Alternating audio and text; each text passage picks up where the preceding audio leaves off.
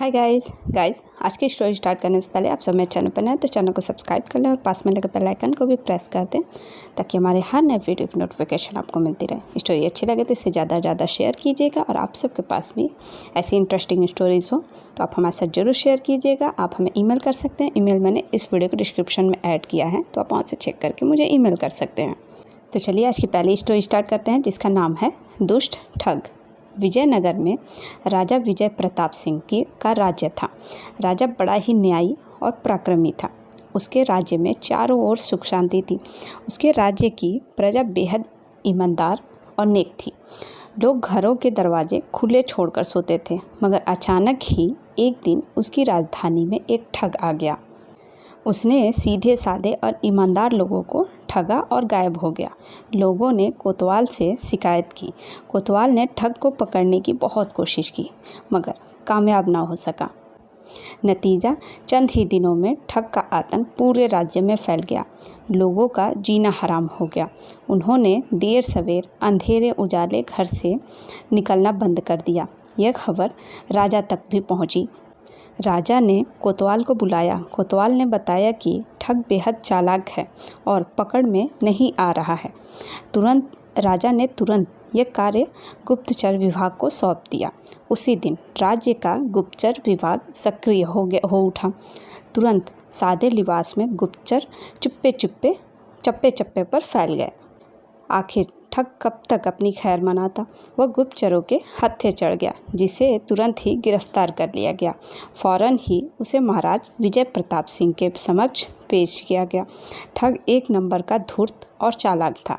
राजा के सामने आते ही वो फौरन उनके कदमों में गिर पड़ा और लगा गिड़गिड़ाने। बोला, महाराज क्षमा, इस बार क्षमा कर दो महाराज। अब कभी ऐसा कार्य नहीं करूँगा। मैं वादा करता हूँ महाराज कि अब एक अच्छे नागरिक की भांति जीवन बिताऊंगा। राजा को ठग पर दया आ गई। उन्होंने सोचा कि अपराधी को सुधरने का एक मौका जरूर देना चाहिए, इसलिए चेतावनी देकर ठग को मुक्त कर दिया। ठग बड़ा खुश हुआ। वह अपनी चतुराई पर मन ही मन मुस्कुरा रहा था। उसने 2-3 बार महाराज की जय जयकार की और वहाँ से 9-11 हो गया।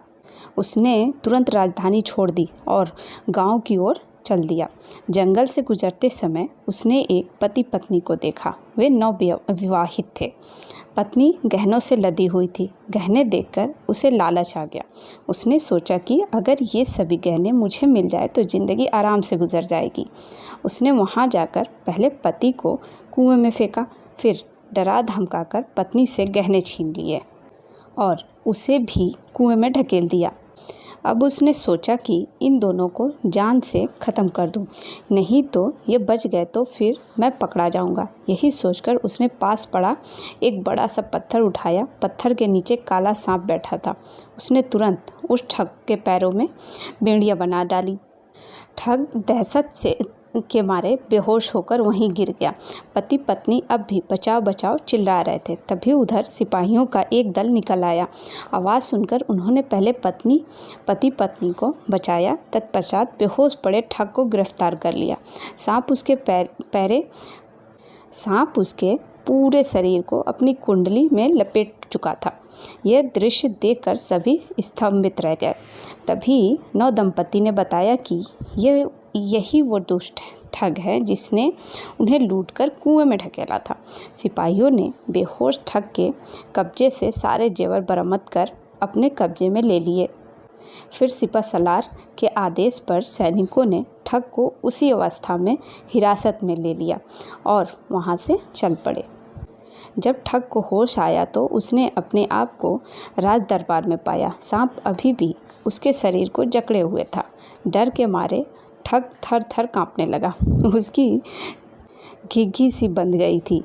तभी राजा विजय प्रताप ने हाथ जोड़कर सांप से विनती की, हे सट देवता, आप इससे बंधन मुक्त कर दीजिए। हम आपके आभारी हैं। हम इस दुष्ट ठग को इसके अपराध का उचित दंड देने का आपको वचन देते हैं। राजा के शब्द सुनते ही सांप ने ठग को अपनी जकड़ से मुक्त कर दिया और रेंगता हुआ दरबार से ओझल हो गया। सांप के बंधन से मुक्त होते ही ठग ने राहत की सांस ली और फिर राजा के कदमों पर गिरकर गिड़गिड़ाता हुआ बोला, क्षमा क्षमा महाराज, मुझसे घोर पाप हुआ है। आइंदा मैं ऐसा घिनौना काम कभी नहीं करूँगा। हमने तुम्हें सुधरने का एक मौका दिया था दुष्ट, पर तूने वो मौका खो दिया। महाराज गरज कर बोले। राजा के शब्द सुन ठग की रूह कांप उठी। वह बिलक बिलक कर क्षमा याचना करने लगा, लेकिन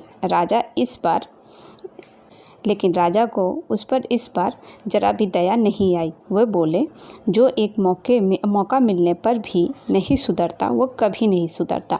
तूने 2 भले भले इंसानों के प्राण लेने की कोशिश की है, इसलिए हम तुम्हें मृत्युदंड देते हैं। इतना कहकर राजा ने सैनिकों को आदेश दिया, ले जाओ इस दुष्ट को और सूली पर लटका दो। रोते बिलखते ठग को घसीटते हुए सिपाही बाहर ले गए और सूली पर लटका दिया। इस तरह ठग के जीवन का अंत हो गया और राजा विजय प्रताप सिंह के राज्य में फिर से पहले जैसी शांति बहाल हो गई। तो गाइस, आप सबको दुष्ट ठग की ये स्टोरी कैसी लगी हमें ज़रूर बताइएगा कमेंट में। और अब हम आपको दूसरी स्टोरी सुनाते हैं जिसका नाम है खट्टे अंगूर कौन खाए। एक दिन एक भूखी लोमड़ी भूख के मारे बेहाल हुई जंगल में भटक रही थी। वो सारा दिन जंगल की खाक छानती रही, लेकिन उसे कहीं मांस का सूखा सा सड़ा गला टुकड़ा तक ना मिला। बेचारी जहाँ तहाँ के से पानी पीकर पेट भरती और आगे बढ़ जाती। भटकती हुई वो अंगूरों के एक बगीचे में आ गई। वहाँ बेलों पर पके हुए अंगूरों के गुच्छे लटक रहे थे। ये देखकर भूखी लोमड़ी के मुंह में पानी आ गया।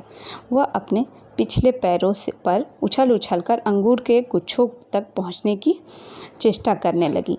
अंगूर काफ़ी ऊंचाई पर थे, इसीलिए हर बार उसकी कोशिश नाकाम हो रही थी। उन्हें पाने के लिए लोमड़ी खूब कूदी, मगर वो अंगूर तक नहीं पहुंच सकी। एक तो भूख के मारे वो पहले ही अधमरी हुई पड़ी थी, दूसरे यहाँ कई फुट उछलने के कारण उसकी पसलियाँ हिल गई। आखिरकार थक कर उसने उम्मीद छोड़ दी और वहाँ से चलती बनी। जाते जाते अपने दिल को समझाने के लिए उसने कहा, अंगूर खट्टे हैं। ऐसे खट्टे अंगूर कौन खाए। तो गाइस, आपको खट्टे अंगूर कौन खाए, आपको स्टोरी कैसी लगी हमें कमेंट में ज़रूर बताइएगा।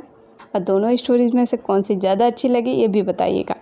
और स्टोरी अच्छी लगी हो तो इसे ज़्यादा शेयर कीजिएगा और हमारे चैनल को सब्सक्राइब कीजिएगा। और आपके पास भी स्टोरी हो तो आप हमें ज़रूर शेयर कीजिएगा हमारे साथ।